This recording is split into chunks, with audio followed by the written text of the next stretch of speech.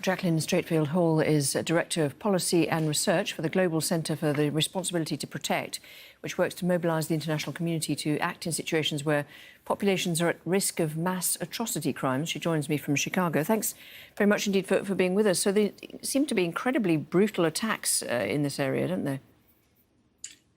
Yes, thank you, Lauren. Unfortunately, the attack on the mine and neighboring village in Ituri led to absolutely devastating loss of life and attacks on women and children, as you've just shown. And unfortunately, this sort of attack is not new. Codeco and the Allied Democratic Forces have been committing atrocities like this for many years in this area. And as the state of siege has taken place over the past year, those attacks have become particularly grim. So that state of siege, as you call it, tell us how that works. I mean, is it effectively martial law, and how come it hasn't made any difference?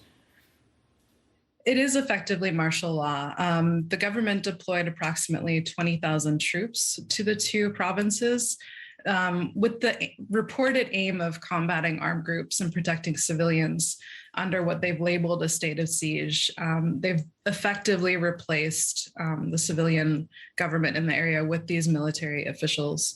But there's really been no indication that increased military operations have improved protection of civilians most at risk. They've used repressive military strategies to attack the armed groups, but that's contributed to an escalation of the conflict. These armed groups are known for retaliating against government offensives by specifically targeting civilians. And where are the arms coming from and the funding for these groups? Eastern Congo is very rich in natural resources, and as we can see, one of the attacks was on a mine. And so the armed groups very frequently sort of exploit those resources and take advantage of the fact that the Eastern Congo has very porous borders where they can trade resources into other countries and as a result get arms in return. Well, what about the UN presence? I mean, the UN peacekeeping mission in DRC, MONUSCO, is one of the largest, isn't it? How effective have they been?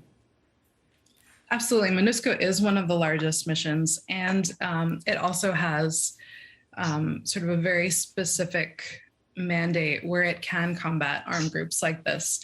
And over the years, they have been effective at times at protecting civilians, but Congo has sort of a very challenging fighting environment. There's terrain issues where the ability to transport information from a village that might be at risk of attack to those who could provide protection takes time, that it can't reach them in time. There's also an issue of there are so many armed groups in Eastern Congo. The area has approximately 120 active armed groups, most of which have been active for decades. And so as those groups fight, as they massacre civilians, MONUSCO and the government armed forces are often playing a game of sort of putting out little fires everywhere. As a result, they can't combat the systemic issues because they're focused on these sort of little battles throughout the eastern area. And you mentioned earlier that the armed response doesn't appear to be helping. What solutions do you think might work to make a difference in that area?